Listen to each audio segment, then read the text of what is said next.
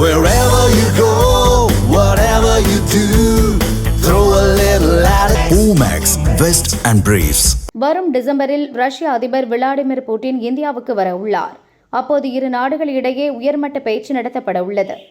இந்த சூழலில் இரு நாட்டுக்கு இடையேயான நட்புறவை கெடுக்கும் வகையில் ஒரு தகவல் வெளியாகியது. பாகிஸ்தானின் பாதுகாப்பு படையில் சீன தயாரிப்பு போர் விமானமான JF-17 தண்டர் பிளாக் 3 ஜெட் விமானங்களுக்கு ரஷ்யாவின் RD-93MA இன்ஜின்களை வழங்க உள்ளதாக தகவல் பரவியது. இதை ரஷ்ய அதிகாரிகள் திட்டவட்டமாக மறுத்தனர்.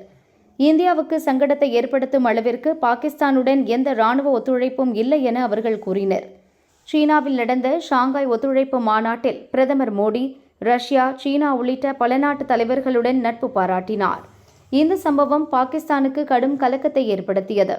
இதை அடுத்துதான் இந்தியாவுடன் நட்புறவில் உள்ள நாடுகளிடம் தாமாக முன்வந்து நட்பு வைத்துக் கொள்வது போல பாசாங்கு வேலையை பாகிஸ்தான் செய்து வருகிறது. குறிப்பாக சவுதி அரேபியாவுடன் ஒரு பாதுகாப்பு ஒப்பந்தம் சமீபத்தில் செய்து கொண்டது. இதைத் தொடர்ந்து இந்தியா, ரஷ்யா இடையே காழ்ப்புணர்ச்சியை ஏற்படுத்தும் விதமாக இப்படி ஒரு தகவலை கசிய விட்டிருக்கலாம் என கூறப்படுகிறது.